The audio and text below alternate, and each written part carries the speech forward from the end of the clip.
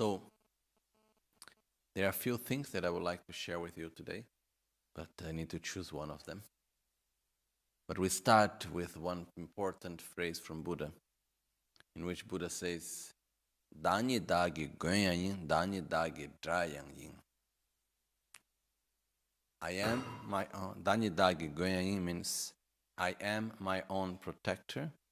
Danyi dagi drayanyin, I am my own enemy. So, I am my own protector, I am my own enemy. Danyi dagi gönyayin, danyi dagi drayanyin. Meaning that our happiness depends on us, we are our own protector, and our suffering depends on us, we are our own enemy. Buddha also said in other teachings, when people were asking him about the existence of gods, and Buddha said something which for me was like really going to the point directly and very clear about Buddha's teachings, in which Buddha said, look, I'm not here to say if the gods exist or don't exist. That's not my business. To say if there is Brahma, Vishnu, Indra, or if the God exists or doesn't exist. My point is just to say that my point is the fact that your suffering and your happiness, our suffering and our happiness, cannot depend on some gods. It depends on your own actions. So all I have to do here is to try to help you how to be your own protector and how to eliminate your own suffering. That's the main point of everything. So, even though it's like this, very often we still believe and somehow we think that life would be so much easier. And from one perspective it's true, but from another side it's the direct opposite, that life would be easier if there were be protectors and enemies. Life would be somehow easier, and we try to make it like this very often, where we look for protectors, and for protectors I don't mean the deities or people, I mean circumstances that makes us happy. So if there are external protectors, means if there are external circumstances that will bring me happiness, and then there are external enemies, external circumstances that are the cause of my own suffering. And most of the time, I'm sorry to put in this way, but very often we act trying to look for external protectors and trying to point our finger into external enemies. And we try to destroy the enemies and gain the protectors. In other words, we're trying to gain favorable conditions for us, and we try to eliminate negative conditions in order to be happy and not to suffer. Okay? And we do that quite a lot. But ultimately, it doesn't work. Because I am my own protector. I am my own enemy. You know? And what is interesting also to observe is that sometimes, like, if we have a sort of an inner conflict, it doesn't matter what happened, it doesn't matter how things develop, we will always again and again go back to the same issues in our lives. If we do not really overcome some inner conflict, some trauma, some whatever conflict we have inside ourselves. And what is really interesting to observe is that when there is something strong inside of us, not only we have the tendency to see ourselves as the victim of the world and put the finger outside and say, look, yes, there is something inside, but it's not on me, it's there, you know. But if we look to the conditions, are they there? Yes. Is the situation happening? Yes. But what happens is that it's like almost as if we attract situations through which we can justify our own inner conflict as if it was not something coming from inside. I don't know if it's clear, this concept. Okay. It's like as if, okay, let's say if I have a feeling of being lonely, okay?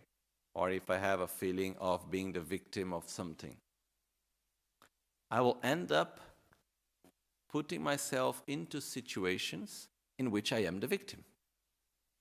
in order to say, you see, it's not that I am the victim because I think I am the victim. I am the real victim. Look that.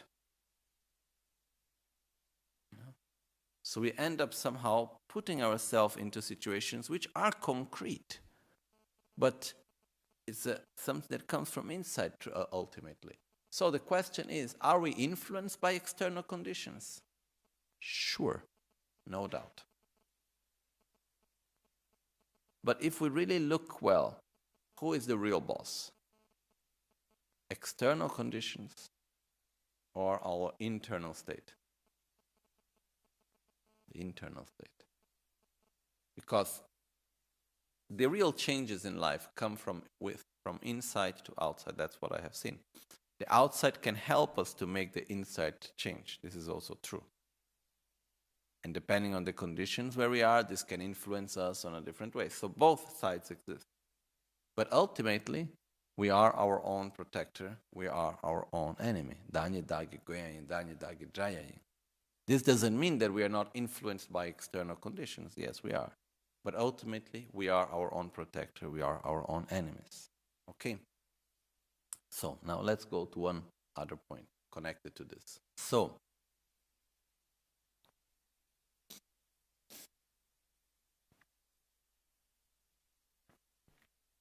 once we have seen that we are our own protectors, we are our own enemies, there are some attitudes that comes out from not seeing that.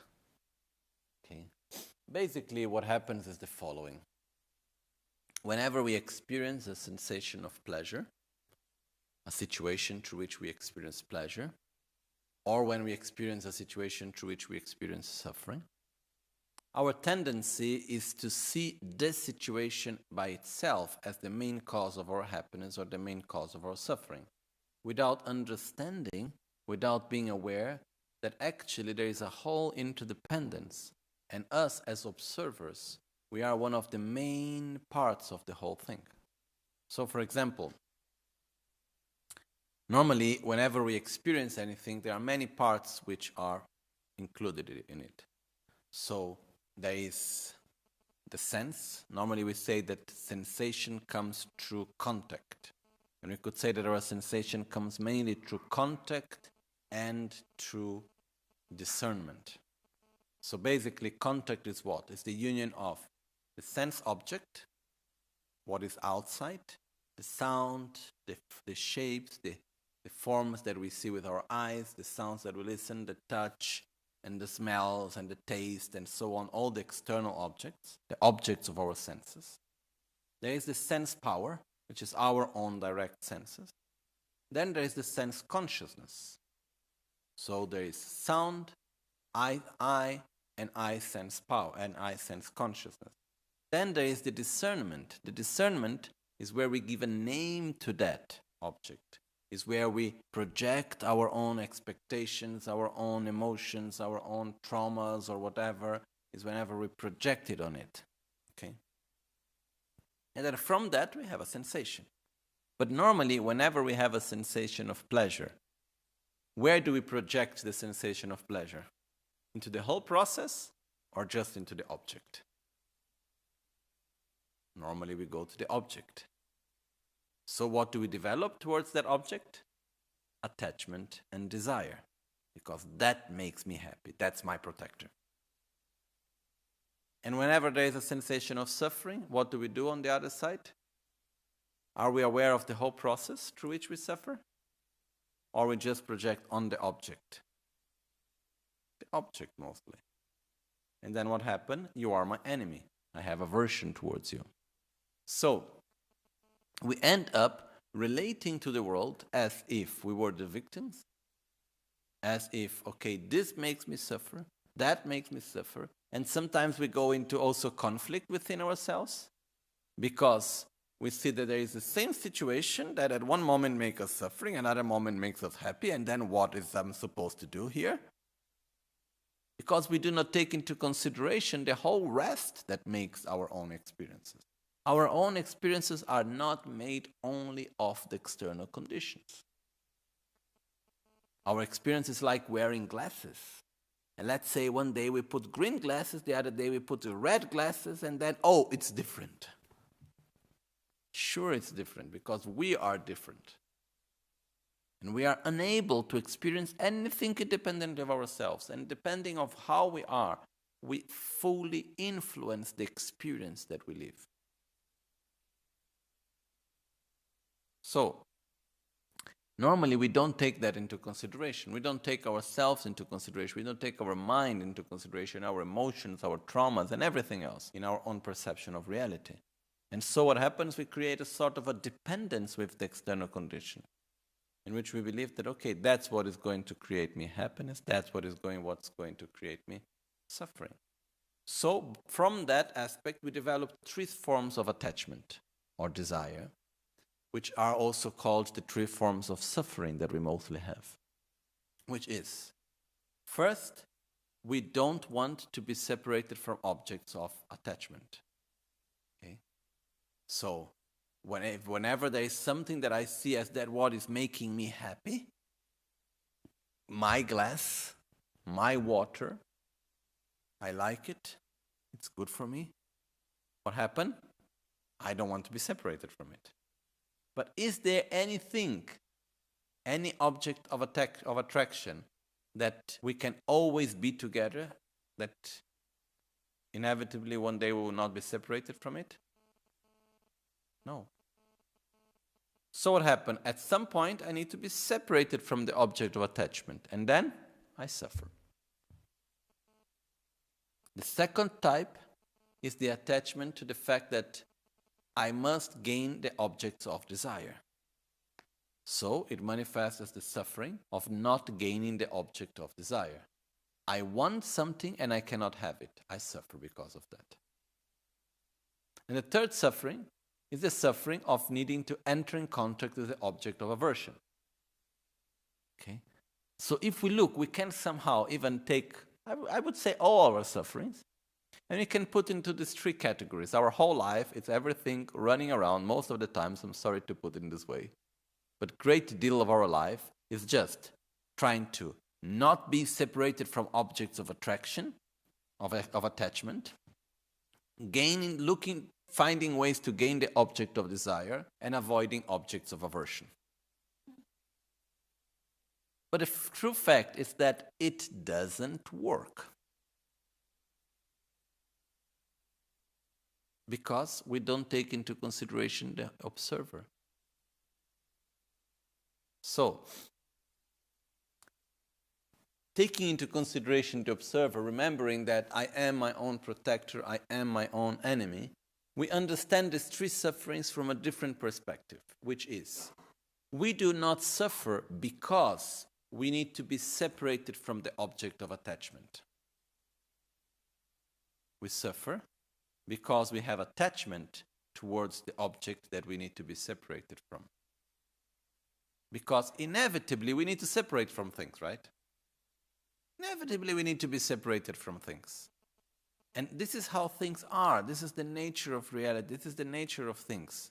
Things start, and in the moment they start, they already start to finish. That's how things are. And we do not suffer because they finish. We suffer because we cannot accept that. Is it clear, the difference? 2 sides. It's subtle, but there is this difference, which is, because in the moment that I suffer because I need to be separated from something, because something ends, it means, where is the cause of my suffering? Being separated from the object. Okay? So, which is the solution I try to find? Not being separated from the object.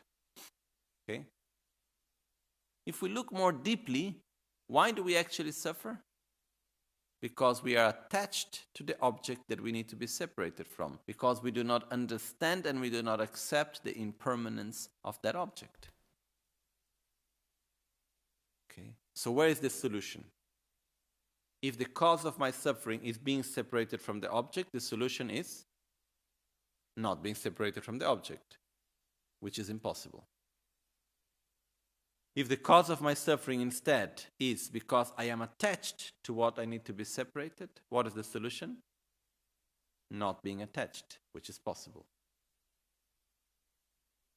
Second type of suffering We suffer because we do not gain the objects of desire. I cannot have what I want.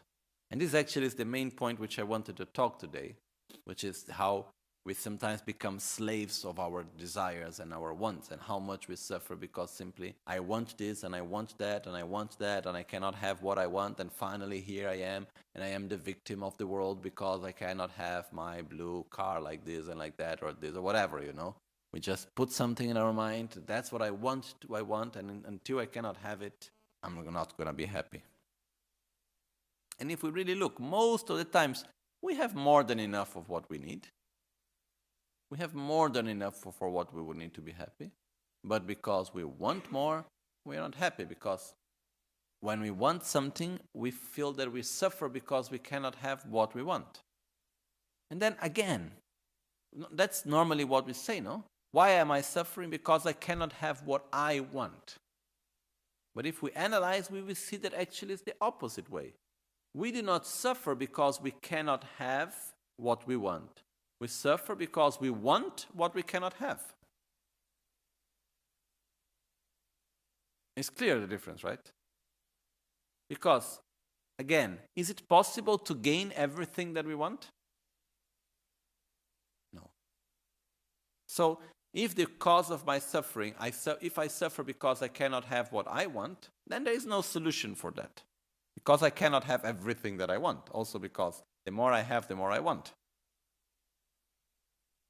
Okay? If instead we understand that our suffering comes because we want what we cannot have, is it possible to be more satisfied with what we have and stop wanting what we cannot have? Yes. So there is a solution.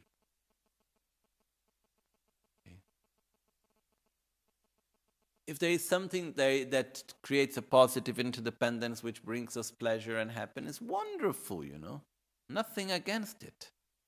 But becoming slaves of our own desires, suffering because we cannot have something, that's stupid.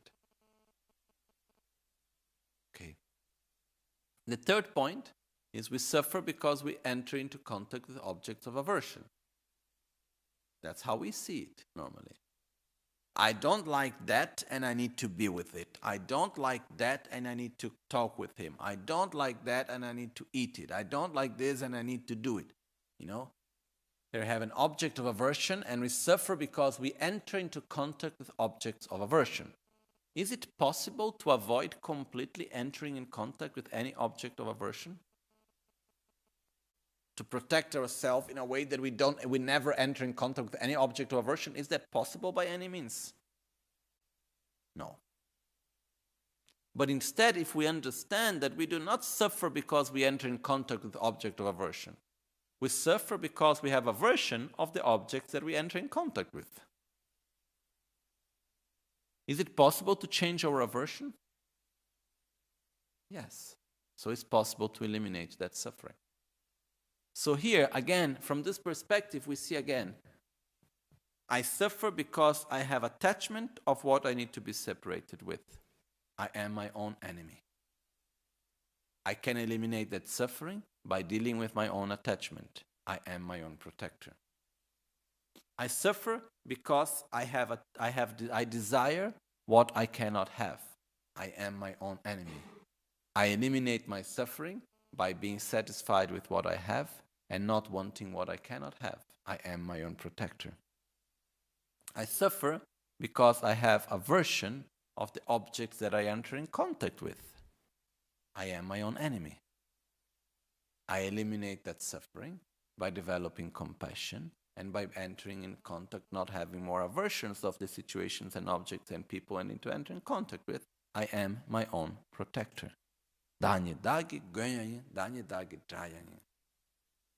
Okay, I think it's quite clear, right? One more thing. When we truly look at this, one moment we see that yes, I am my own enemy. And here there is a very important issue that is normally when we put the enemy at something that is outside of us, we can try to make distance from it, we can try to destroy it, to eliminate it, and so on.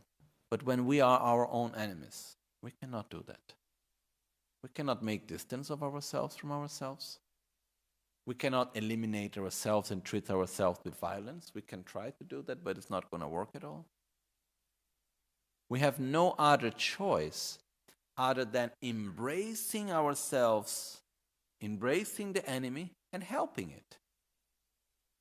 We need to help our own weaknesses. We need to help our own aspect that are our enemies. When we see that we are the enemy, we need to help the enemy. We need to go there, embrace the enemy, and say, okay, how can I help you to change? How can I help you to overcome this?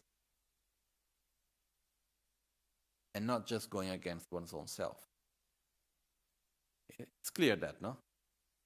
Somehow it's more difficult, but that's the only way I see. Okay. So this is, let's put saying one of the main issues I wanted to bring together to you today. So danye dagi gönyayin, danye dagi drayanyin. We remember that, okay? And remember that everything goes back to what? Interdependence. Why I see others as my protectors, why I see others as my enemies? Because I do not see interdependence. What is the way to understand that I am my own protector and I am my own enemy? By seeing interdependence. That's the key for it. Okay?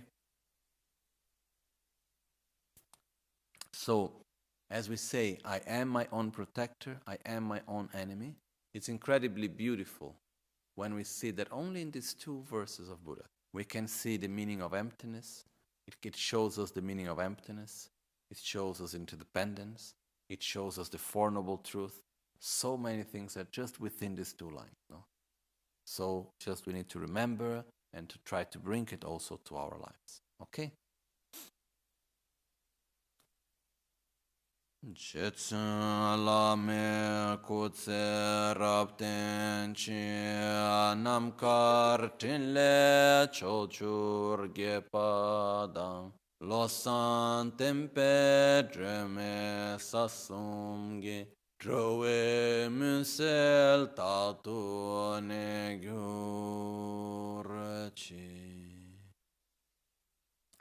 Nimo dele tsendele, nime kuyan delek shing, ninsen takto delek pe, koncho sumke jingilo, koncho sumke ngodrub tsol, koncho sumke trashishon. At dawn or dusk, at night or midday, may the three jewels grant us their blessings. May they help us to achieve all realizations and sprinkle the path of our lives with various signs of auspiciousness.